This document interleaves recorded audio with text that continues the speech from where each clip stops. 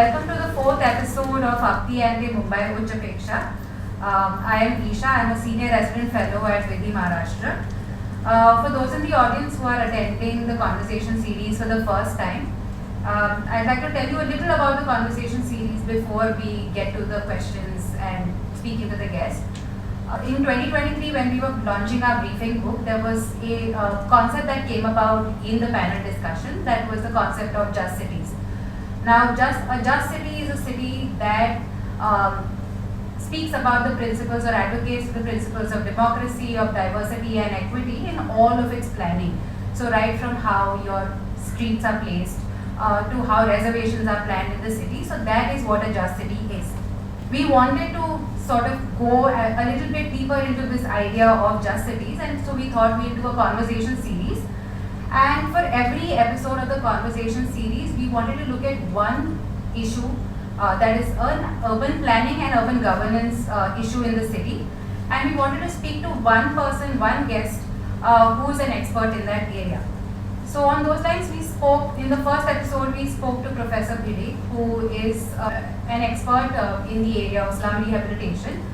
And she's been working extensively in the East Ward. For the second episode, we spoke to Advocate Zaman Ali, who has been a lawyer on several cases that have to do with environmental law. And on the third episode, we spoke to representatives from Yuva who work with youth in slums, in bastis, to improve their participation in decision making for their community. Now for today's episode, we've dedicated this episode to open spaces, a topic that is, I think, of utmost importance in this city. And if you're talking about open spaces, it would be criminal to not speak to our guest today.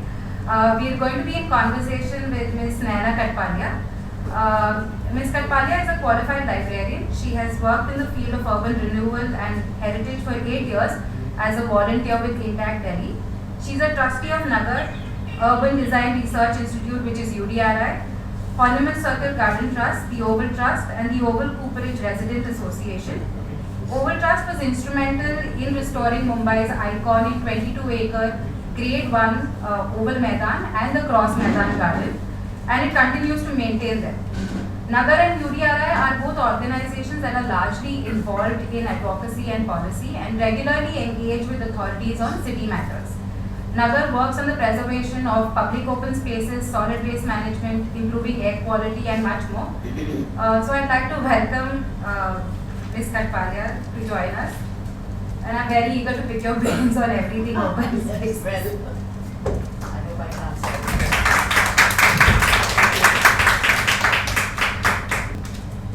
Before we jump into the questions, for most conversations we start with a little bit of context as to why we're having the conversation. So making cities and human settlements inclusive, safe, resilient and sustainable is one of the 17 sustainable development goals of the UN. One target under this goal is to provide universal access to safe, inclusive and accessible green and public spaces, in particular for women and children, older persons and persons with disabilities. Now, if we're talking numbers, Mumbai has 1.24 square meter of open space per person. This includes playgrounds, recreational grounds, parks and gardens, swimming pools, gymkhanas, beaches and promenades. If we just include playgrounds, parks, gardens, then the open space per capita stands at 1 square meter per person. Now, only 47.63% of these open spaces are accessible to the public, which means that we only have 0.84 square meter per person, which is, to put that in context, that is 9 square feet, essentially, so this much area. So if you look at, and this is the state of open spaces. Apart from that, if you look at the BMC budgets over the years, so essentially we're looking at the BMC budgets because the BMC is the one that's supposed to look after, maintain, develop these open spaces. And if you look at the BMC budget over the years, you will notice that even though there is an increase in the overall size of the BMC budget, so for instance, the budget that was recently presented was about 74,000 crores. And if you look at the way that the budget has allocated funds to the garden department that essentially maintains and develops these open spaces, that's been roughly 0.34, 0.41% of the entire budget. Now this is the budget that is presented in the very next year. Once the budget is presented, in the next year they come up with revised estimates, and you will see that in the revised budgets, the estimates are further reduced by another 70% for the garden department. And then the actual spending is again much lower. So with all of this as context, I think I can now jump to the questions. And I mean, it's a little upsetting, all of these figures for me. So I want to ask you if that's how your involvement with open spaces, your interaction with the city started. How did you get involved in this movement to save open spaces? Hello friends. The thing is that I had a curious journey. As you said, I was a librarian, and then I lived in Delhi for 8 years, and that's where I got introduced to urban planning and heritage, because INTAC was very much into that. And that's when we discovered that, open spaces and all, but it's fine in the cities.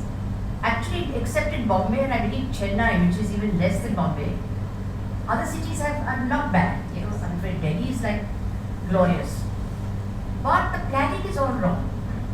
And anyway, then I moved back to Bombay, and I live opposite the Oval Maidan. So I have seen it grow since I was a year old. And what it was, what it became, a mess.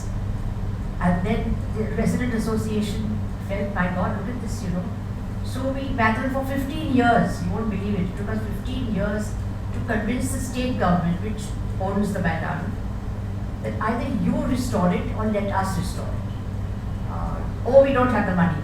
We said, we're not asking for money. We will raise the funds. But it's your land, unless you give us permission, we can't start working on it. 15 years later, very grudgingly, after much, they had many plans on the Maidan in the meantime. They wanted to build a stadium, they wanted to build a clubhouse, they wanted to build a track, athletic track, and the final thing was wanting to build a 2-story underground car park. And then for which they would have cut off 30 meters on either side of the garden, because after all you need that access to it. So of course, as usual, we started protesting. As usual, we went to the media, who were already very, very friendly regarding open spaces. My friend Richard sitting here, who's always very pro, helping us, spread the message. Because without them, okay, how many letters can we write? So media is very important, and that becomes a kind of pressure group on government. So this is a little story I'll tell you, because it's very funny.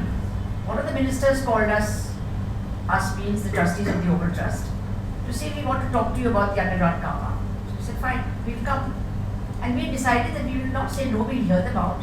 And we'll ask them if they've done any environment impact assessment, because don't forget, you've got all those lovely Gothic buildings on one side, you've got the Art Deco buildings on one side, and it's all partly reclaimed land, so you'll be very careful of what you go under. So, anyway, we didn't need to say all that. They gave us this long hisab kitab of how much money they will make for the underground car park, because they'll have shops and restaurants and service stations and all, and how that will pay for the thing. And by the way, we will give you free parking, because you live opposite. That was a little carrot they had. So we said, no, this doesn't work. Have you done this impact assessment? हाँ, we're doing everything. हम सब plan आपको भेजेंगे. ऐसे ठीक है. Then the minister, he says, why I've called you here? Because my chief minister said, you bring all these projects to me, but you please convince all those women who live opposite the Oval. Because if they say no, nothing is going to work. You convince them, get it in writing that they are okay with it, and bring the project to me. Of course, that never happened, because they would never get permission from us. But why I'm illustrating is not because it's something we've done great, but it's public pressure only, and sustained. If you don't sustain it and you give up, which is very easy to do, then they win and we lose. That's our motto. You just have to be at it. So 15 years. Then they gave us permission for 6 months. Within 6 months, we must start the work. We had planned it. We had wonderful architects, Rahul Mehrotra, David Cardos, and all these wonderful people who did it was all pro bono work. We had everybody, and the trustees were volunteers. So except for the actual construction work, even though we got the best grades, we were able to do it and to start work within a month, because all the plans were ready. They didn't realize that. And they had said, where do you raise the money from? You don't have a trust. So we formed a trust. We went to all the big companies around the open. And most of all, we went to Tata's, where one of our trustees was working there. She knew all the big bosses. And we said, look, we want to do this. We just want your commitment that if we get the permission, will you support it? So they all gave us the commitment. You get the permission and we will give you the funds. So we took that also to government. So that also convinced them that, okay, you know, if people like Hindustan Lever and Tata's and Mahindras, all those offices were around, HSBC Bank and all, they're going to help and they've said they will do it. So let's give them the permission. It was really the first such big project undertaken in this business. And to date, we look after it now 25 years. We inaugurated it in 1999 and to date, from government pays us 0 paisa, no money at all. It's completely paid for by citizens, corporates, you know, and we look after it. So that is how my foray into public open spaces began. And then of course we formed another, and then there was UDRI, which were already doing all these things. So yeah, it was really because one felt that they were taking away this wonderful open space. There was grass in the monsoon which used to grow over the height of a 5 foot 2 feet man. Because they never bothered to cut it. They waited till the monsoon when the sun came out and the whole thing dried down and it became mulch. So from what I understand, like open spaces are not a priority No. of the BMC or the state government. Yeah, actually open spaces should be the only priority, frankly. Of course, roads and sewage and stormwater, etc. But they are the lungs of the city. They fulfill the need, social, physical, and even the mental health. People live in such crowded homes. If some senior citizen wants to step out because you are living in a crowded little place, at least you should be able to go to your neighborhood park and, you know, sit there for a while. And then flooding. Open spaces are the sponges. If you continue to build them up, Bombay will continue to flood even more. So when that massive flood took place in 2005 and 2006, we were not flooded because the oval took all the water. Yeah. So it's, but there is not, what should I say? I'm saying it very roughly, but there is not money to be made, you see. So BMC or the state government is not interested. There is no paisa in it, nothing. And they've had some bad policies. Good policies also, but badly implemented. So all that has led to, till today, no public open space policies there. So I just want to go back to that number 1.24 square meters per person, which includes among other things clubs, gymkhanas and swimming pools. This is the definition that the BMC had adopted when it was mapping the existing land use when they were preparing the draft development plan of 2034. So firstly, how do you feel about this definition? It's completely wrong. It should be accessible open spaces. You can't go and sit in the middle of a traffic island and say I'm sitting in an open space, for example. You can't go to a clubhouse because it's restricted to members. So you need gardens and recreation grounds and large playgrounds where kids and people can come and kick a ball. And it should be accessible. All. You can't have gated communities and things. Why they did this? They wanted to show that Bombay's open space is not so, the ratio is not so bad. Because we've been going, since 2000 we've been going on at them to say the ratio is very poor. But they wanted to prove it's not so poor. So they included everything. They included Raj Bhavan, which you can't have access to. It's a beautiful open space, but you can't enter Raj Bhavan. They opened Sanjay Gandhi National Park. So there are two aspects. One is the accessible for the public, and one is there for the environment. You need the Sanjay Gandhi National Park. You need all these open spaces for the environment. You need traffic islands to be greened and not just concrete blocks. So instead of dividing it like that, they put the whole thing together and said, oh, we are not so bad in open space. Correct. And again, that's an average figure, 1.24. I'm sure the numbers in the island city are much better than, say, the eastern suburbs. Correct. They are. Because island city was laid out also at the time. the British laid it out, and we have all these big Azad Maidan, Cross Maidan, Cooperage, all these big gardens are there. Kathpalia area also. So yeah, you're right. You're right. And we already know that we have very few open spaces. Now, with the open spaces that we have, we've taken a couple of videos when we were launching our briefing book last year. And what we noticed was a lot of these gardens and parks, so to say, were not maintained properly. We did a survey where we went to each park in the afternoon, because the BMC has a policy where they shut in the afternoon. The parks are shut in the afternoon, but we saw that it was shut for most part of the day. We objected to that totally, to say you cannot shut, because Bombay has a floating population. You have people who come out of office at 2 o'clock in the afternoon and want to rest. Why should it be shut? It's not. Are you doing it for the elite who just go for walks in the morning and walks in the evening? No. You must be open from 6 a.m. to 8 p.m. without shutting. This is doing madam, oh, we have to maintain it, it's very difficult. I said, we maintain 22 acres of the Oval Maidan and we don't shut it. They had to answer. But that's the way it is. And what, in your opinion, allows something like this to happen? Firstly, that the fact that we have very few open spaces, then they're poorly maintained. There's no interest from the administration, really, in either augmenting them, maintaining them. They wanted to carve it off, what they call a caretaker policy, where they gave open space that you could build on 15% of it if the space was fixed, and then you could build your clubhouse, and this balance should be left open to the public. Never happened. We got about 12 clubhouses, all built by political parties. They never kept the balance open. That's when Nagar discovered this in the year 2000. We went to the BMC to say, how can you do this? This is completely wrong. And we really had to fight hard. And then we went to the principal commissioner and showed him the policy to say, is this a fair policy?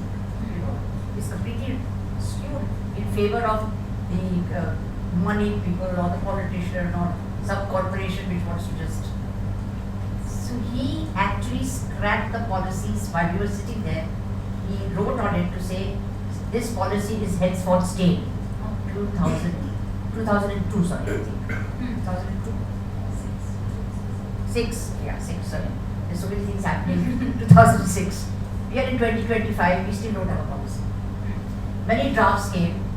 They tried to sneak in that caretaker. It's wrongly named. I am the caretaker of Oval Maidan, but I don't follow caretaker policy where I build my own clubhouse. Right? So firstly, that whole thought process or the lack of the English language, I don't know what it was, or the translation from Marathi into English, this whole thing went.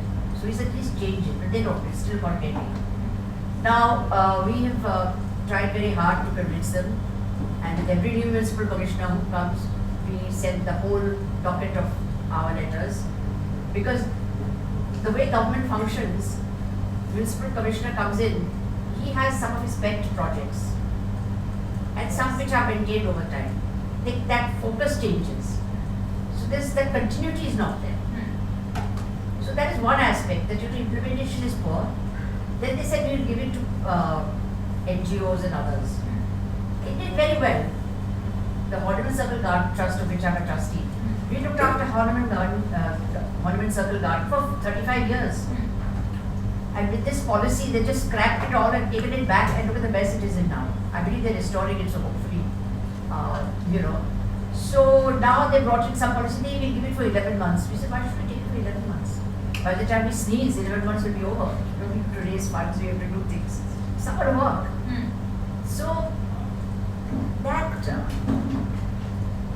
compulsion or the need is not there. They talk of pollution, they talk of flooding and everything, but this main thing which mitigates many issues in the city, plus it's citizen friendly.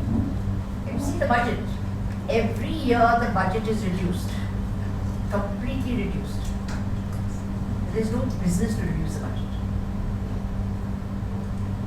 They don't even have data. In 2012, we did a double open survey of all open spaces, 1,400 of them, where we had student architects and all who actually went from open space to open space, measured it, we had a format, they built it. It's come out as a very nice comparative. We brought a little book also. And why did we do that? Because VMC had no data. We said, please send us a list of ward-wise open space data. हमारे पास नहीं है, आप ward को पूछो. Ward को पूछो नहीं, हमारे पास नहीं है, superintendent of garden को पूछो. Superintendent of garden को पूछो कि नहीं, ये ward के पास है. So we were just like ball being thrown around, So we decided to say that because the bottom line is if you don't have data, you can't form policy. Policy is only if you know what you're dealing with. You can't put policy in the air, which they were doing without data. So that's another thing. And there's been no move to even acquire plots of land. You see, it is like there are two ways you can, if some of the reserved plots are owned by private individuals, but they are reserved as gardens or parks or recreation grounds. So this VFC has to take them, buy them at the market rate, and within 10 years of it being marked a reservation. If the BMC does not do it, the owner will send a purchase notice, the BMC has to buy it. They cry poverty, we have no money. They don't buy it, then the owner can do what he likes with that property, matching what is on either side of him. In Bombay, either side of him will be tall high-rise buildings, right? Or you get TDR, for living out. But there is no urge to even attempt it. They keep saying, paisa nahi hai. Last year or year before last, they wrote to the state government, you give us 50% of the money and we'll put it 50%. State government said you have the money, we are not giving you any money. So it's still like that. So you're losing spaces all the time. So that also you take into account and then you say we've got so much open space. You don't. So from what I remember from reading the BMC Act, there are two sets of duties that the BMC has. One is like the set of obligatory duties and the discretionary duties. I don't know how they're doing on their obligatory duties, but definitely maintaining open spaces is a discretionary duty. Do you think that could be a reason? It should be an obligatory duty. It should be an obligatory duty. And it's a discretionary duty. Yes, I don't know what it is. They just are not interested in open spaces. The only open space, not only, maybe there are some others I'm not aware of, which is very well looked after, which is owned by the BMC, is hanging gardens. So they have some showcase places they look after very well. I was also looking at the BMC's budgets and I noticed that a couple of these open spaces that they're developing are gymkhanas that are meant for officers of the state government. And they wanted to build one at the Oval, exactly for the officers of the state government. It's called the Sachivalaya Gymkhana. Wouldn't that be inaccessible to the general public? Of course it would be. How does that figure into the definition of open spaces then? It doesn't. That's what I'm saying. Those clubhouses that I was talking about earlier, where the politicians built, Shri and all these, they're all under this caretaker scheme. So, and then they say it's our government land, we can do what we like, which is not quite right. It's carelessness. They're just not interested. And I think in Bombay, unfortunately, between the builders and the politicians, it's a city sold. For the Aam Janta really, does not get any benefit out of it. Because the price, land values are so high that it's more economical to build. Then they have policies, can I just go ahead? Yes. They have policies which are very detrimental to open spaces. On the one hand, we say we want to create open spaces. On the other hand, they have the SRA policy, where if a slum is 25% on an open space, then they can build rehab for 33%, and then the builder gets the other 33% with double the FSI. So what are you doing? You're taking away 67% of the open space because you can't, manage to. So that policy is completely contraindicated with your saying we want to make open spaces. How do you do that? Then there was another. So we are in court on that. Since all many of you will be lawyers here. We've been in court since 2002. The case is still going on. It's called the SRE case, City Space SRE case. And the other one was they wanted to build cell towers in all open spaces. So we again had to go to court because it was a fake company, and we started getting calls from our network across the city. They are coming in, they say we're going to build a tower here. Even in the Oval, 2 towers were identified to be built. So we went to court and we got a stay order. And the stay order is there. When you get the stay order, they never come back because they don't have an argument. And the company that was wanting to put it up probably found other avenues, and because they had. So this is it. You find, I don't know, the left hand doesn't know what the right hand is doing, or they all know what they are doing and they're not doing anything good first. I don't know. So open spaces are low on the government's priority. Sometimes there's a tussle between maybe one welfare legislation and some other public. I'll tell you. Yes. Because we faced that in the Cross Maidan garden. It was about 6 acres. So we were approached after we did the Oval. The state government said, "Oh, you've done such a good job of the Oval. Can you please do the same for the Cross Maidan?" We said, "Oh, now you're recognizing that we've done a good job." So we said, "Okay," but there was, all sorts of slums were there, as well as BMC was using it as a garbage separation. I said, "We give it to us completely without encroachment." So they did that, and we started our plans. We got the funding in place, and we had some very fine collectors at that time, so that covered the collector's land. So we got a call from the collector, and she said, "I have a very peculiar problem I want to discuss with you." So my colleague and I went there. So we got this land to develop and to restore into a garden under a GR. But the same land, another GR had been issued for constructing a water tunnel. The same land, the same government. It was not BMC, it was the state government. So the collector says, I'm in a fix. Because as you said, water is very important, as is open spaces. So, and we also said, look, this water is going to be for our area. We live here, there is a short supply. We said the only way, and the collector, she was very good, this is Valsa Menon, and she said, let's come up with a solution. Why don't you study it, ask your architects to see. They required X number of square meters. So we carved out a section and said, you take this for your tunnel, water tunnel, and we will take this for the open space. She fixed a meeting with the minister. Then the initial MC was there, the hydraulic department was there, we were there, she was there, and we presented this plan. We said, look, water tunnel and us, we can both coexist.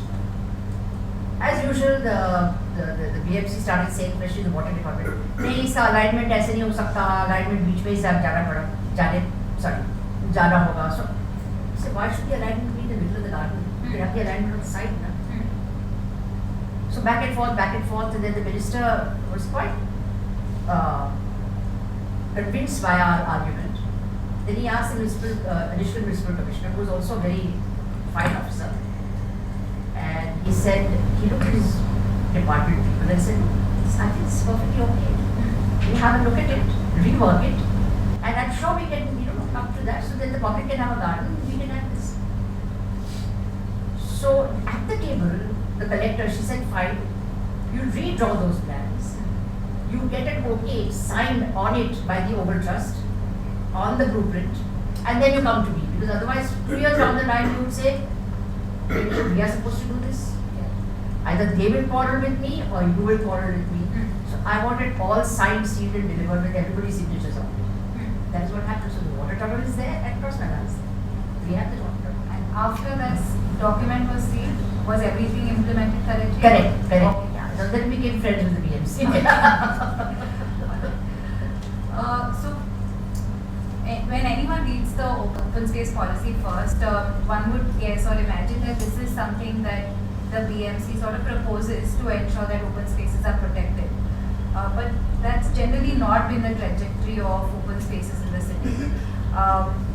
Do you have any thoughts on the open space policy that was recently published. Yes, because again the recently is just a rehash of the earlier one. Correct. And we have critiqued it to every municipal commissioner subsequently. And we have said, look, BMC should look after them. Forget all this adoption and caretaker and all. BMC has the funds, you must look after it. Also, look after it what they tendered it out. So the contractor takes it. Yes. There are terms and conditions which may be very correct, but there is no oversight whether those terms and conditions are being followed. So we suggested you make a coordination committee of the ward officer, the garden superintendent, the ward officer and the garden department head in the ward, the local corporator, you know, Yes. and the stakeholders, the citizens sitting around, living around the area, Yes. and meet every month and whatever you on a predetermined schedule to make sure that the implementation is done. It worked two ways. That the contractor knows, okay, oh God, you know, that people are going to come and see. Because they don't, if they're supposed to put 3 gardeners and 2 security, they don't do that. They don't want to put the security, so they shut the gardens in the afternoon. See? So there also we said you cannot shut the gardens in the afternoon. And it should be free access. That little chokra boy who's living down the slums or the say, you're going to charge him 2 rupees to enter. Is he going to buy his piece of bread or is he going to pay 2 rupees to enter a garden? It's complete nonsense. You know? You don't need to have any. You're allowed to charge and cross by that. We don't do it. But with BMC should not do it. So, oh, but how will you maintain? How can people look after? They have to make money. I said at 2 rupees and 5 rupees, how much money are they going to make to look after, to maintain the garden? You guys look after it and make these coordination committees for various open spaces across the city. Then nothing has been done. I have got that. I'll give these documents to you. You can have a look. The letter is there. Where we critique the latest policy. From what I remember, the policy had this table where they assigned various weights to Yes. how much money they have, how long they've been in this business, all of that. So one thing they did was good is they said that look, all trusts, NGOs, etc. should have been in existence for 3 years, and that they have to show their audited statements of accounts, which is good because you don't want a fly-by-night operator to do that. So that sort of brought the numbers into, I mean, they were a pretty decent lot of people who came forth. But then they had this, if you develop it, it was all linked to money. You spent so much. Why should it be? I mean, we spent, I tell you, 22 acres of over in 1999 when we finished. It cost us over 2 crores rupees. Now, does that mean that on that 2 crores I can do what I like? According to this policy, yes. Or you can look at your return on investment. Yeah. So it shouldn't work like that. Why is everything brought down to money? People should do it because they want to do it. It hasn't worked, people have misused it, we agree. You do it, the BMC. So then there be a coordination committee, which there, so that it works both the checks and balances, what the contractor does as well as. But now from what I see on the news, we are not sure whether we have an open space We don't. policy. Some No, we states do that- in the sense there is, but it's 11 months. 11 months. Yeah, we do, but it's 11 months, and so there are very few takers. They told us, take ornament circle, we'll give you 11-month policy. We said, no, we've looked after it for 35 years, and in 11 months you'll throw us out again, we're not interested.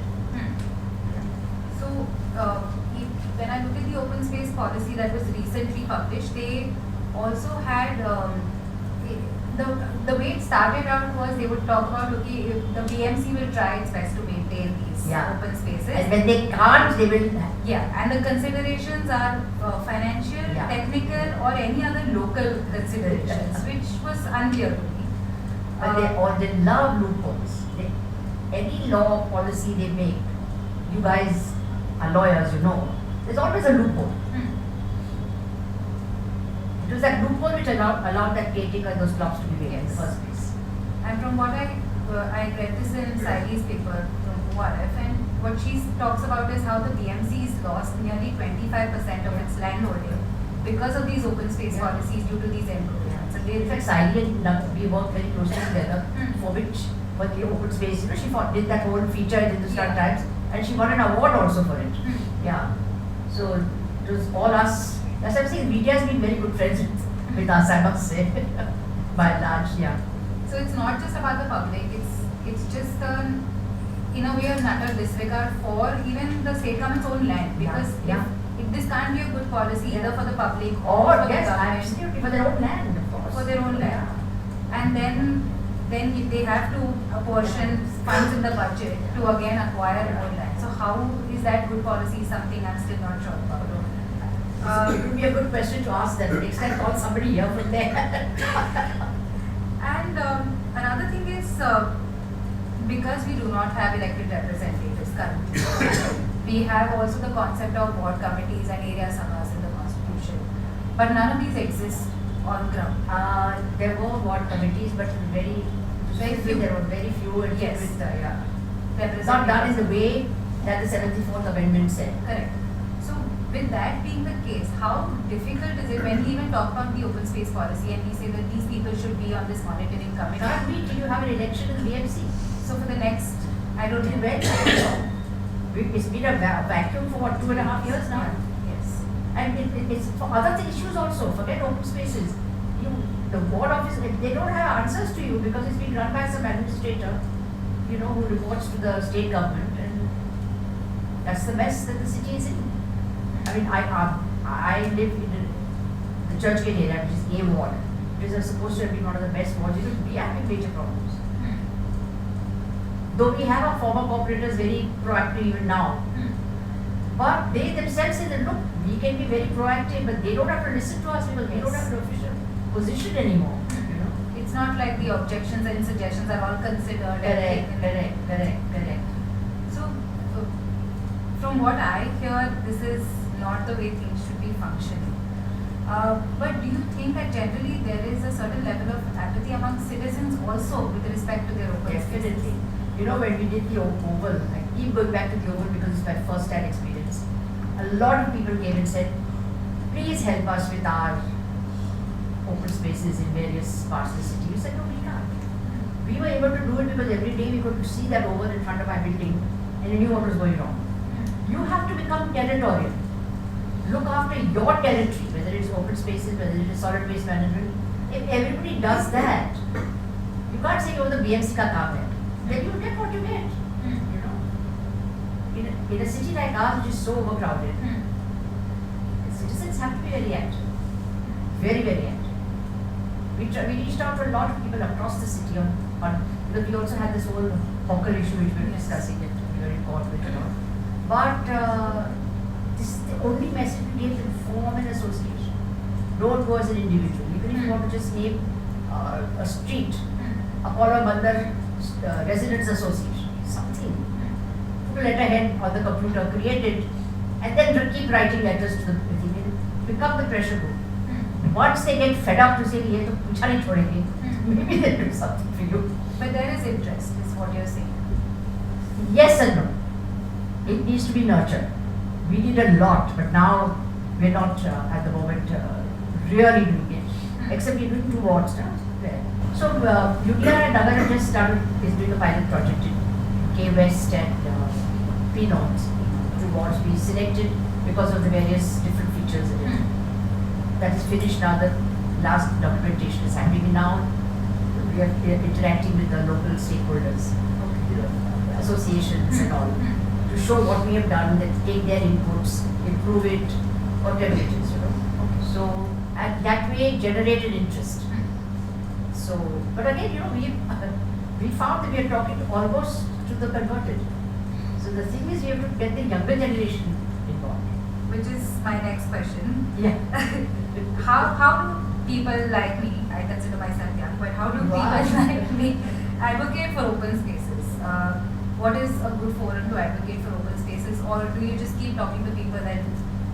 No, if you have a group, for example. You can educate people at college level. Then NSS is that other organization. Yes. Then there are other Samajes, all kinds of things, Rotary. just keep talking about it, spreading the message. We had so many meetings with the Rotary people and all, they were clueless, what was the reality. So we, quote unquote, educated them on all these issues. Learn the laws that exist. And one funny thing we had to keep telling people is, if you go and tell the BMC board officer कि तुम गधे हो, तो वो गधे के जैसे ही काम करेंगे. Because they were all so abusive. All the time they wanted to abuse. I said, they have the power and they have the authority.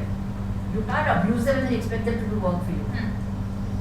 So it was a 25-year, what should I say, interaction across the city on many issues. One was solid waste management, one was open spaces, one was zoning of hawkers, and some air quality. Air quality we did, of course we did. We were on the coordination committee of the High Court. So I think awareness is very important. Unfortunately, I don't even blame the young generation if you're going to be working from 9 to 10, 9 a.m. to 10 p.m. But the weekends are there. Do your own bit, write about it. Send letters to your association. Call a meeting. Something like that. I mean, I can understand that you can't go on the ground, but it's not expected to, because now we are saying that BMC should do it. But you can be part of that coordination committee. It's just a question of maybe 1 hour in the month or 1 hour in 2 months, whatever it is. Just give your little time, in your own society. And again, I'm looking at it from a person's perspective who's my age, perhaps. But growing up, we had far more open spaces around us, and we had conversations with friends. We would sit on park benches till like 10 p.m. in the night. It just doesn't happen anymore. Well, it happens on Marine Drive, I can assure you. It's full. I know but you're right.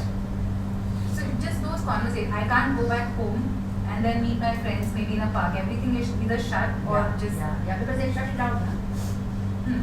Then they tried to have this 24-hour open, parks being open 24 hours. They chose some parks across the city.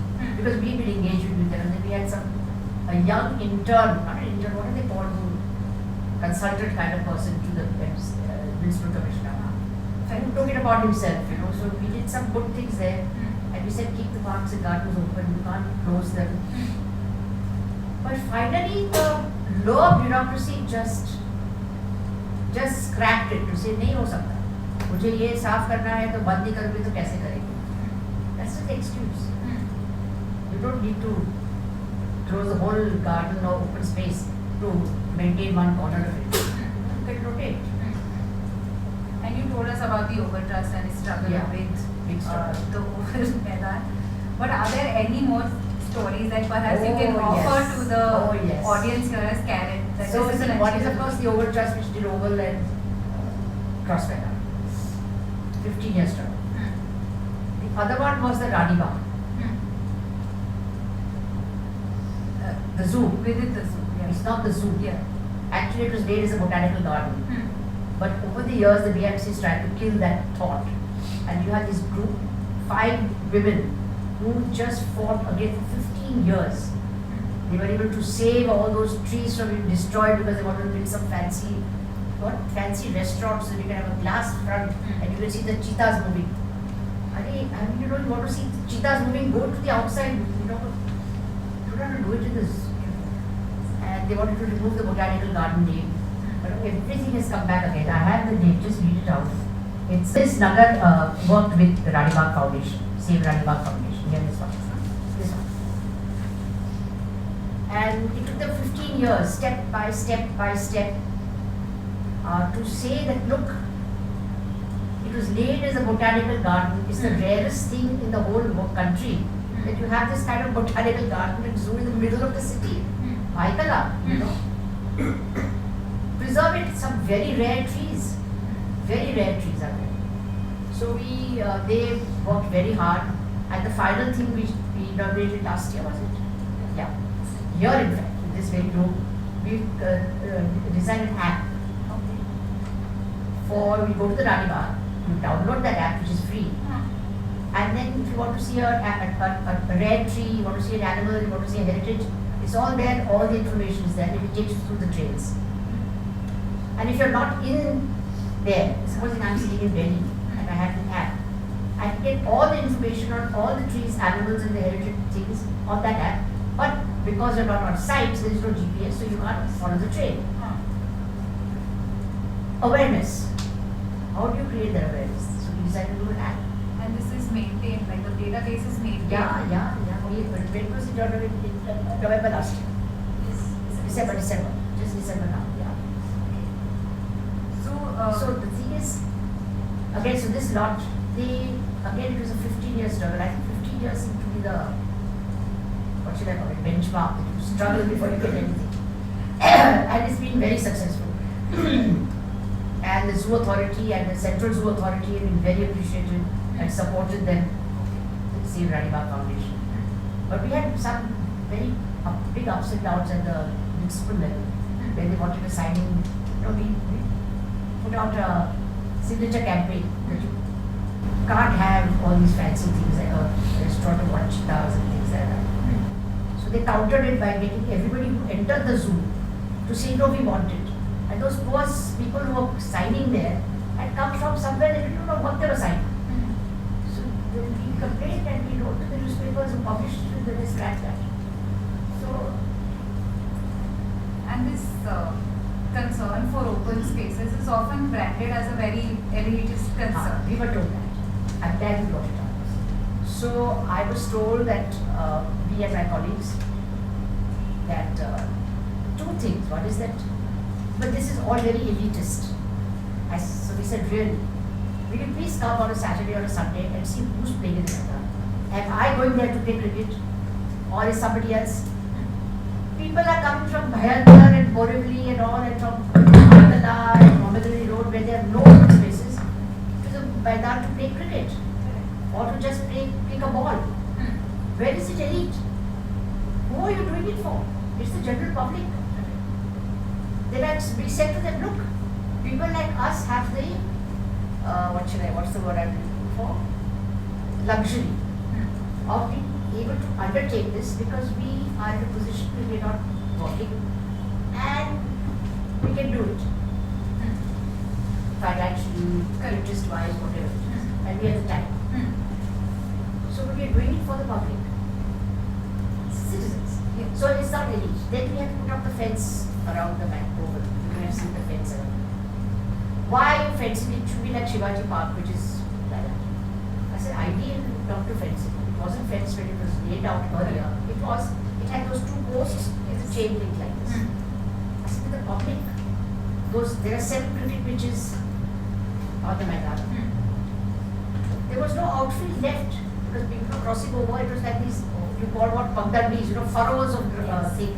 He said, they are playing cricket with uneven outfield, So either you scrap the pitches, which you can't, because they've been there historically, 7 of them, or you have to protect it so that this public enters only from one way.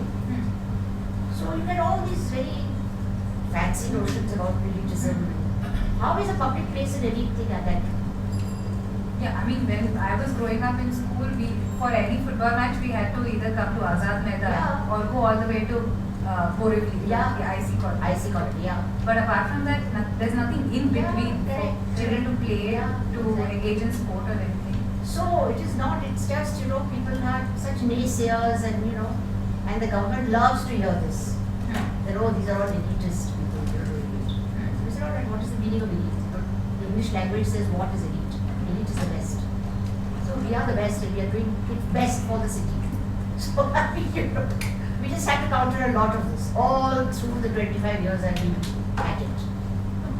I'm going to sit with all of this information and open the floor for audience questions now. If anyone in the audience has any questions, please feel free to ask Ms. Kathpalia. I want to ask you, so you are aware of this grand plan of theirs wherein they are looking at merging the Mumbai Coastal Road and the Mahalakshmi, the part of the Mahalakshmi Race, because they are calling it the Mumbai Central Park. How do you look at it? I think it's hair-breaking. I don't think it's necessary. You've taken land from the race course, develop that into a nice recreation town. Right. And then do all the open lands on the coastal road we are supposed to do greening. Do that and open that to the public. what is these grandiose plans? So you're saying there's no need to merge it and all? I don't think so. Okay. Because there's enough. You see, if you want to merge something because there are pockets, then you merge it to get the size. Right. But here you've got acreage on one side and even more acreage on the other side. True. So frankly, I don't think so. But having said that, if they do it, but leave it as a public open space, then so be it. This is like what they wanted to build an iconic park in the bay. Cuff Parade. Cuff Parade In Bay. the GP. Iconic park in the DP. I mean, A ward is full of open spaces. You don't need reclaimed land in the Maina, in the water. I think the problem there was because they were looking at reclaiming it, right? Yeah. More than anything, I think what got to y'all was the fact that, why reclaim? Yeah. But they are reclaiming now in the new plan, but they are making it only a road. It's hugging the coast of Coast, NCPA yeah. to Badwar Park, Yeah. and they're making that. Yeah. That's okay. But there's no need for a park. You have Bayview Marina, you have Colaba Woods, you have so many parks over there. Yeah. One of the commitments they had made is when they complete the coastal road, Yeah. they will give it back to us, the promenade, the way it was. Yeah. There is not a single tree I know. between Mafatlal Park to to Wankhede. Not a single tree. Yeah, not a single. But if you ask them, they say, "हाँ, वो लगाने का है." But why they can't plan it alongside, we don't know. And there, one of the reasons why they were making the coastal road to make the city green. Yeah. But having said that, one of the experience that we've got, at least in our area and Kamparit and all, is when the metro was being done, the underground, the aqua line, same story because they had to reduce so many trees, but they have planted them all back. They have planted those trees back. Yeah, and we were so happy and so surprised that a government agency is doing it. But I think it was part of they got Japanese funding, you see. It was part of their commitment. And they kept saying, because they've taken a bit of the over to build their offices. And now they've returned, they've broken 3/4 of it and they're saying we're going to give it all back to you with the trees planted, with the fence done. So if they want, but this coastal road is BMC, they think they want the land. No, and then they give you some silly palm trees Yeah. instead of indigenous Yeah, trees. exactly. No, I agree with you. And you can't have a marine drive promenade which is so barren, The sun beating down on you. No, I don't know. Obviously, that's going to impact the rains or because Of they've course. already gone halfway into the sea. Yeah. I'm worried about what's going to happen to the monsoon waves as years go by, because the water will have to find its own level. Right? Yes. That the moderator reference to coming to IC Colony to Yeah. play soccer. Yes. And by the way, I bought a new home just across the grounds where you were playing as a kid. And it's St. Francis ground, right? Yes. I'm correct? And I had a full view of the grounds. We bought a corner of the apartments, which they said would be a garden. Come today, They built. they have built a Mara type stone castle. So I used to see the grounds, the mountains and everything. Okay?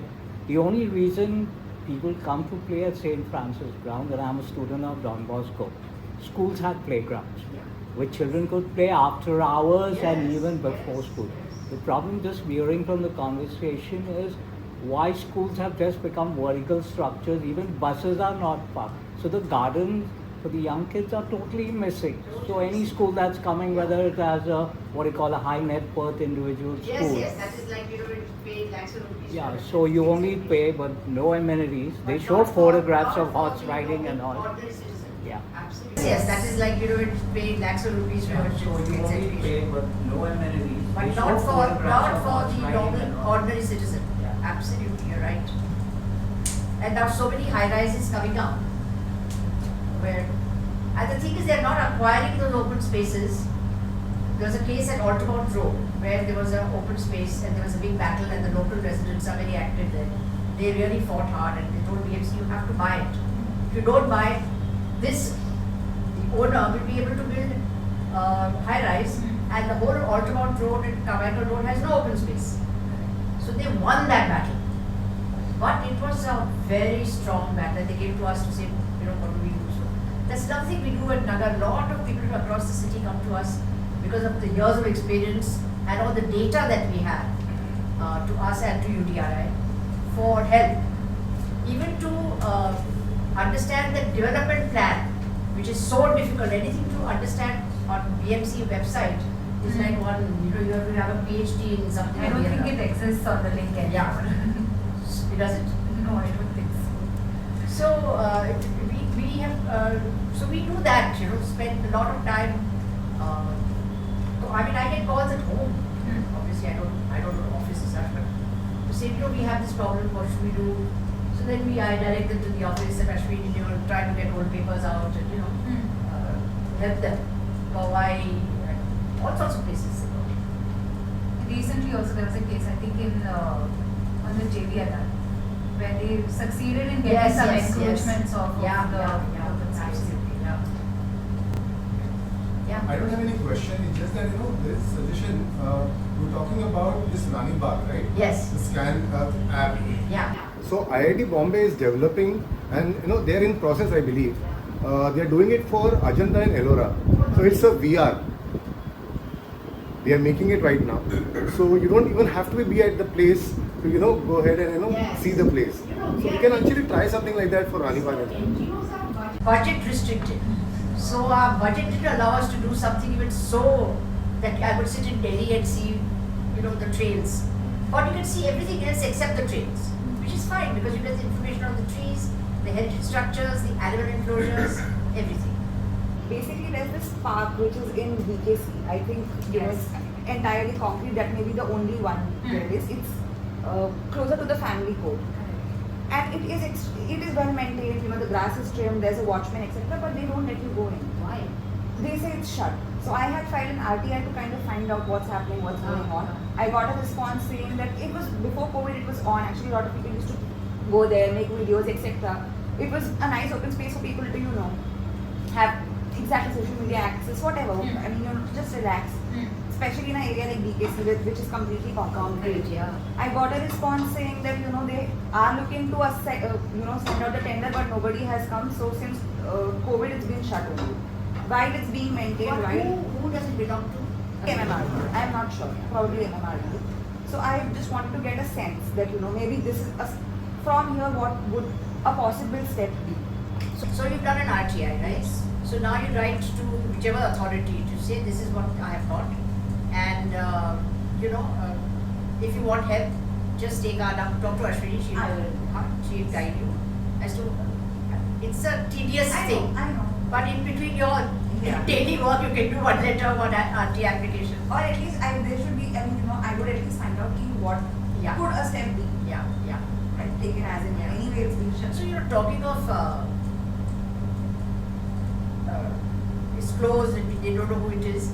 There is a Maharashtra Nature Park, Yes. and then there was this Dharavi was coming up, and they wanted to join it and say that this is the open space we consider as the required open space for the SRA buildings, for which we all fought. We said sorry. That means you have a concrete jungle because that proportion of open space, you will take it from Maharashtra Nature Park. Cannot. They were going to build a bridge. We stopped it. So there are many success stories, but there's a lot of literally battle, paperwork, visits. It's very discouraging, the process on the whole. And yet we are there, so it must be something must be happening. You have been a permanent optimist. Yeah. This has been an extremely informative and interesting session. Thank you. So you've spoken about various methods and tools available at your disposal to achieve these goals. My question is, how often have you taken recourse to the legal route, and more generally, how have the courts been? Are they fairly interventionist, or do they largely shirk responsibility? The authorities hate us because we've been in court. We were in the Hawker matter from '98 in the High Court, and then went to the Supreme Court till 2013. We are still the authority that knows everything to do with the whole hawking issue, which has been stalled for obvious reasons. Then they formed the Town Vending Committee, and we are there on the Town Vending Committee, the zonal and central Vidya is there, yeah. So that is one case. Then the SRA case, which has been there from 2002 till now. We got a lot of land back for the BMC, and therefore the city, because we had some very good order. The first stay order in 2002 was just where they stayed the this policy, and they said everybody who has planned and wants to build should go to us. That time we were not separate, we worked under 3 constituencies: city space, clean air and clean street. Though the trust was Nagar. So this, you go to them and they should say it's okay. So these builders would come to us with plans, and if it was, I'll take the oval because that's the garden and the rest, it's 22 acres. Now in that, supposing there were parcels of open space, 2 acres here, 1.5 acres there, and a small bit here, total measuring X. So we said that X has to come back to the city as open space. You can build in the middle, but it must be accessible from the DP road. It must be accessible to everybody without hindrance. It must not be accessible from the SRA buildings or the private buildings, because then it becomes their private garden and then they don't let the public come in. So we were able to save how many? 45 acres or more of the land in the city, which we, so people used to come and the builders were very happy. We were not saying no to them. We said realign it properly, make sure it's accessible. One builder came to us with it was a playground, and he converted that acreage of a playground into a strip. I said, playground का मतलब क्या है?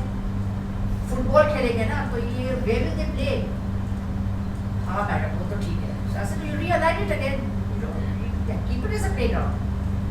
They did it. They are very happy to do that. Whatever we suggested, because they were dying to build on it.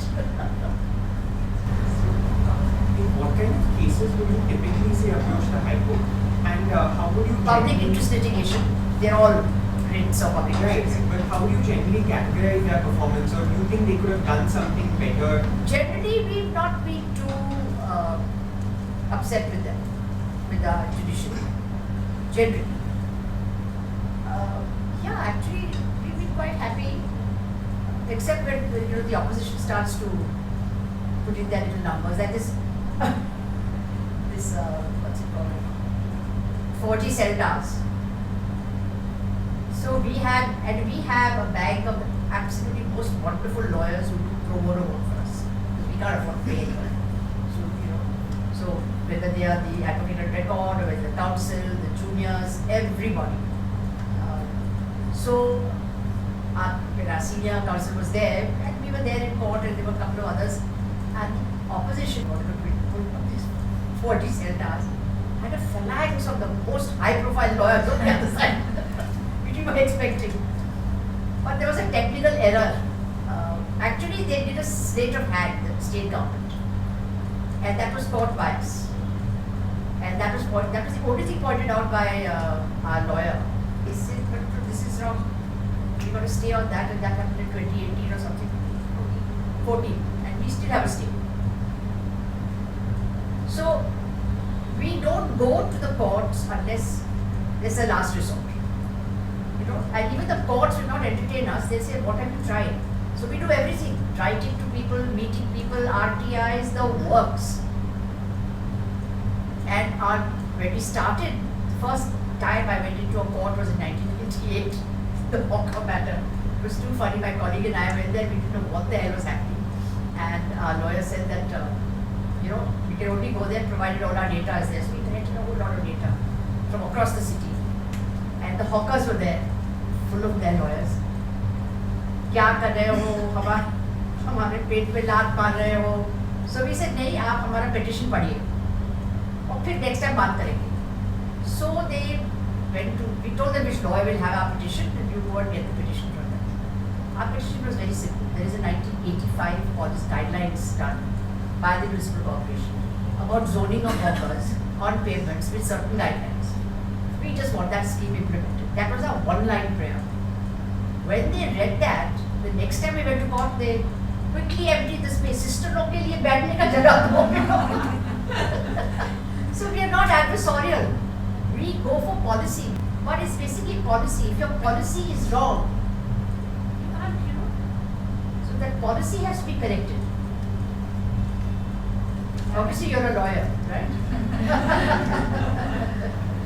Two thoughts came to my mind. One, we are talking about open spaces and green spaces.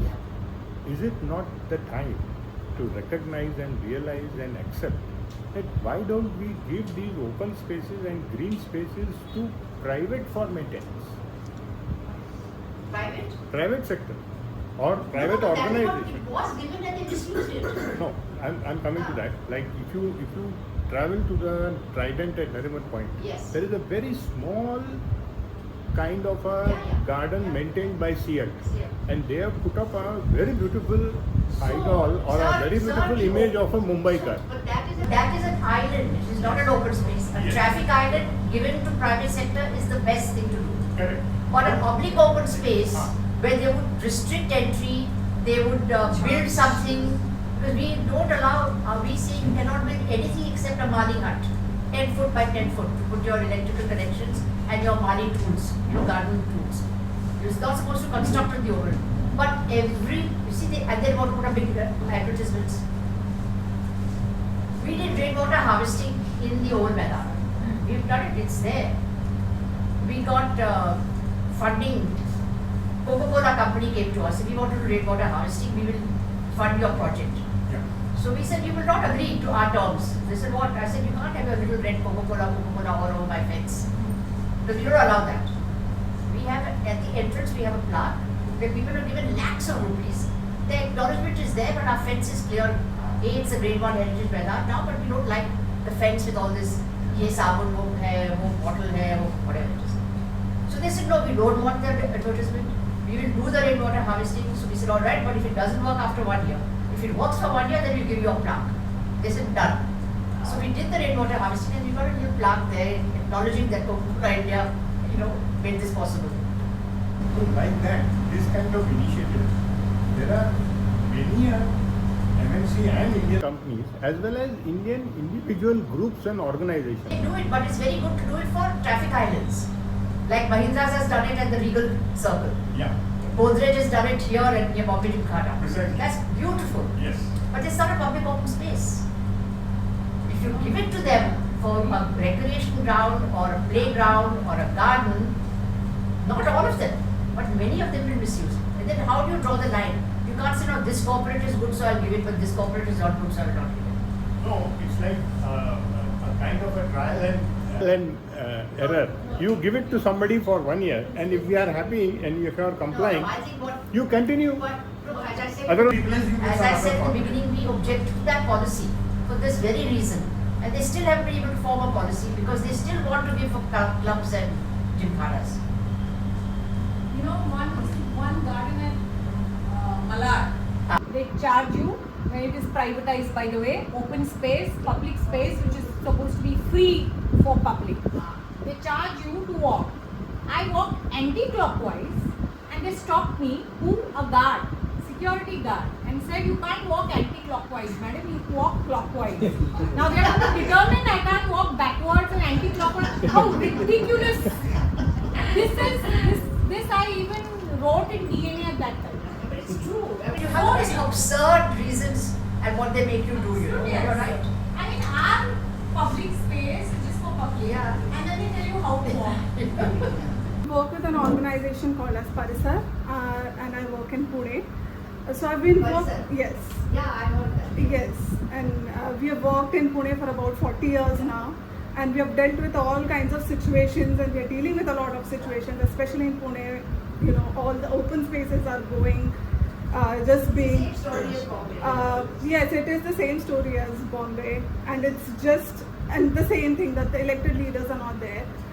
So now my comment here, I agree with you that there is, lack of active citizenship because the amount of that I've worked on ground, we need to build that active citizenship and everybody needs to sort of put in the efforts for it. And as I agree that a lot of people will not have so much time because this is my work, so I do spend a lot of time, 24/7 thinking about it.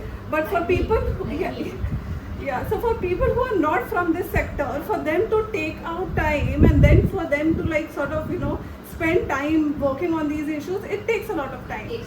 So so it is on all of us to sort of also demystify and declutter and disseminate the opaque info that is there.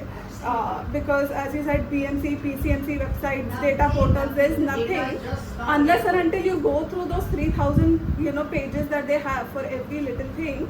People are not going to know, and so I agree that we need to disseminate. So that is why UDRI, Urban Design Research, we have a huge database. We are building some more. We have all the TP sheets. We have everything, and you can come and ring up, take an appointment, and come and we explain things. We've sent soft copies across the city. People asking for all sorts of things. So that is it. That's the only way. Knowledge is power. And if you don't have the knowledge, you don't understand the law, you can't do much, even if you want to. Yeah. First, you must want to. Yeah, so just taking the person's comment ahead that was just preceding mine. I mean, we need a lot of demystifying a lot of things and a lot of the problematic opinions that people have. Something like privatizing. People should understand the concept of third spaces here in the cities. Why are third spaces so essential for a community, for a society to be building in a cohesive and a very healthy manner? One of my question here is, instead of privatizing, now if we take another sort of route to it, because I don't know how to go about it and I've been thinking about it. If there is a space, if there's a public space or a public garden, if residents or people who stay near want to take ownership of it, take care of it, and sort of keep it open. But we did that, and then it didn't work because it was misused so much. So even with the residents, A lot of them it becomes like power. Residents generally look after it. But in the guise of residents, we had political parties, we had some other associations. So it went through a whole process since, I don't know how, 2006 to now, the policy. We had to actually go and beg them to stay in the policy because 12 clubs had come up in the city on such precious open space. So therefore, and they have the money, it's the biggest municipal corporation. Budget is higher than even the small states of India. And then for them to say we don't have the money to look after 1,400 gardens, I mean, it's absurd. It's completely absurd. They don't want to. Basically, they don't want to. However, having said that, you're absolutely right. We need to spread the message. We need to all become cohesive. Maybe we need to wake up after 25 years. We are sort of in such. We are doing too many projects. We are doing these 2 wards and all that. But public engagement is very necessary. And also, so what you guys are doing is very good because at least through them, people are spreading the word. And then there are some other web magazines also. There is of this Citizen Matters. It's a web magazine. So she rang up to say, oh, rainwater harvesting. Can you give me the details? I looked at my colleague, both the only ones who knew anything about it. It was done. So I gave whatever I had to, and I said, listen, will you go onto the net? Just look at all the newspaper articles because I had forgotten the man who did it. I forgot. Just don't remember because we are not documented, and that's another reason we must document everything that we do. We've started doing that now. I mean, and so she did a wonderful article, and that has become our document, is what she did. And she got us information that we had all forgotten. So that way, journalists also can play a role. I don't think the print media, excuse me, Richa, but the print media is very interested. But web magazines are, so and people look at all that. So it is possible to do that. Yeah. You mentioned about nexus between politicians and builders. Yeah. There's a bigger nexus. People we don't see are the banks. Other? Banks. The banks. The banks thrive on giving you loans for homes, but they have an agenda now for sustainable development. But they don't look at a building that you're buying a home, is it within the airport? They are more loans given to big corporates and companies. Do they follow the sustainable development practices across their value chain? Then they give you a loan. It's one of your BSR Green or whatever finance. those money. The thing But to housing, do is, they therefore, don't care. you have to cut all these people out. BMC must look after their own gardens and parks. And there should be a coordinating committee as oversight. That is the only way we will succeed. And of course, you must have your local MLA or MP corporator there. Otherwise, they get very offended. So, you must be part of the committee. So, I mean, one of the things that I've noticed here in Bombay, I mean, I've lived here for almost like more than 5 years now, is that I've always wondered, and this is actually true for any city in India, to be honest, Bombay is no exception, but like because we're talking about Bombay, I'm speaking about Bombay, is that the fact that environment is not an election issue. Not at all. I mean, when you look at the manifestos, we've been studying the manifestos of these parties nationally at the state level for the recent elections as well. It finds a very small mention, and nowadays it's become like a tick box, okay, you know, sustainable cities, we'll do some climate action framework and all of that, right? But, I mean, there is no meaningful sort of like, you know, meaningful discussion happening on the environment, and you don't see it becoming an election issue. What we see here in Bombay when it comes to the environment, whether it's the lack of open spaces or you know, air pollution right now, or you know, recently the last week all of this digging that was happening and they stopped it, etc., is that you have individual citizens in individual neighborhoods sort of standing up, barring organizations like UDRI and Nagar, which are doing it pan across the city. Otherwise, most of the movements are individual movements in individual neighborhoods.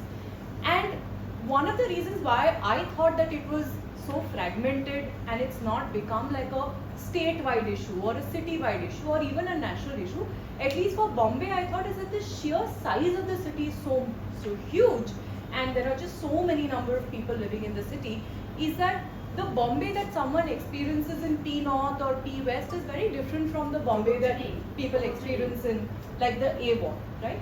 So it's very difficult to mobilize people across the city. Yeah, you can't. We've gone through this over the last, since we were, that let's have a group of NGOs or citizens get together. You know, everybody's agenda, I don't mean it negatively, is slightly different. So we decided that, look, we will become, since we have the experience, we have the knowledge, we have the data, we will become the guide people, hold their hands, but make them do it. I can't look after your garden in Jogeshwari when I live at Churchgate. There's no way, it will not work. I have to be living in Jogeshwari to make sure that that garden is there. Or the same with solid waste management. We had so many open dumping, you know, those, what are they called? Solid waste, kachra, the big dabbas. Not drums, no, the big containers. Containers. We took 10 years to get them off the streets. We said you can't have overflowing garbage on the streets, so there must be a better method in collecting garbage and solving it. So but there is a lot of pushback from the corporation. We did a very successful pilot for solid waste, just to change the subject a bit, at Kathpalia, where we sort, the buildings were made to sort, and we worked with the BMC, with the ward office. And it was very successful, and with the Rackpicker Association and the recyclers. So everybody came together, everybody helped the other one. The Rackpickers, the first few days they were earning about 50-60 rupees a day. By the time they ended, they were earning about 150 rupees a day because they were able to segregate in the manner that the recyclers would use them. And the wet garbage went to the municipal setup over there. So we said, wonderful, we wrote paper, we document, yay, go. So we went to our ward office and then we said, look, this project is over now, you know, we must take this forward to the rest of the city. He started laughing. He's a very good man. He says, you don't know how many people have picked up the phone and abused me. My colleagues, my fellow ward officers across the city. Why are you encouraging these people to do this? I tell you why. They were upset because the garbage goes by trucks. There's a cartel of the trucks. The garbage is supposed to be full truck will cost so much cost, they fill it half. You see? So it's like the truck, the water mafia, you have the garbage mafia. They will not succeed because if you are separating it in one area, there is nothing going there. The dry garbage is going to the recyclers, the wet garbage is going to the BMC dump. So they are being done out of it. So they didn't do. The BMC that project, they did not go further, though it was so successful. In their own words, it was so successful. So you have all these pushbacks, coming all the time. No, because I mean, I keep wondering why it's so fragmented. Because it places, I mean, like you said, with NGOs, the funding is always an issue. How much can one or two? So it is like Exactly. So, I mean, I don't suppose one or two organizations can take the mantle for the entire city. That's too much to do, right? So, you mentioned and that's what I had in mind, is there a way that people can come together? Like-minded people or like-minded organizations, you mentioned like a federation, that can come together, because only then, once we get together, can it become like an election issue. So what we decided, because we just wouldn't come together, and there was always some issue, is that we won't do a formal federation. But like in the city, everybody knows, you want any information or anything to do with open spaces, go to Nagar. And Nagar is there to just help everybody. You want to do anything with the development plan and the policy planning and all, go to UDRI. So we became slightly expert, like solid waste management, you would go to some others, there are organizations. And for voting thing, people went to Agni. So become a little specialized in some things and help every other NGO, because the federation was just not working out. We tried. I hope I gave you all the answers you wanted. so much food for thought. But from what I understand, or what I sort of summarize this conversation, the way I summarize it is to maybe start with action or active citizenship at the individual level. Yeah. And then maybe you can interact with other people, bring them on board with this idea of open spaces, educate them about open spaces and the need for them. There will always be competing interests, Bound to be. and one has to figure out how there can be enough deterrents in place so that these open spaces are protected. There will be incentives on the other side. We have to figure out incentives that we can offer. One way obviously is to make it an election issue, as Yes. Vinali said. In fact, we were thinking of pushing the political parties for open spaces in the corporation elections, which will happen, I suppose, this year sometime. But there is a very successful story in K West. Saida was telling us that their local MLA was completely convinced that his assured victory is if he does open spaces for the citizens what they want. And they've created so many open spaces, and he's done a lot of work in K West. So, you have to get them on board, make them feel that, look, you guys, and he's put some of his MLA funds into it also. Make them feel that, that we are in partnership, and we need your help and you need us, because you can't do it on your own. I was just approached by a reporter outside and he said that, okay, you live in the K East Ward, there is somebody over there who is definitely going to work on this issue. So maybe one way to look at it is to identify people, politicians, to sort of take this idea to and convince them that this is a good idea. But then those same politicians build those clubhouses. So you be very careful. And then the idea is obviously to scale all of these ideas. Of course, you have UDRI and Nagar, who are repositories of several data sets. You can always reach out to them. And we have at UDRI, we have a resource center. So if you want to refer to anything on Bombay, which we have, you can just take an appointment and you can come and sit and look at the books and things like that. Maps, books, we have CT sheets. We also have a GIS interface. Everything is there. And Nagar and UDRI now share a space. So like we had to give up our 25-year-old office, Cecil Quartet we had. Mahindra's wanted it back. There also you need to have benefactors in the form of corporates. We had this wonderful human being called Mr. Keshav Mahindra, who realized that we can't work. It's just an aside. 2 or 3 of us had gone to him to say, listen, we are doing all this work and you know about it, but we are all going to be thrown out of our homes because our husbands and wives, all our files are under the beds. So we don't have an office. So he said, Acha, I have a very small office, maybe it won't work for you, but go and have a look. We said even if it puts in one table, it's good enough for us. So we got this small office at Regal, which was in one of the Mahindra buildings, and we were there for 25 years. And he realized, he says, unless you support, and he also gave us a monthly stipend. He says, unless you support that, for projects to come out, everybody loves to fund projects. But where do the projects come out from? You need to have a base data, which can only come from people who are already employed and working. So another thing is that we'll have to, even in maybe in the private sector, there would be certain champions Oh yes. who would, and maybe you'll have to regulate the way that they are involved in projects. The trouble is, open space may work if the policy, depending on the policy. The trouble is that in the CSR list, the word urban does not exist because government doesn't want interference in the urban. So therefore people like us just cannot have CSR funding. How do we twist it and say that we are doing small work?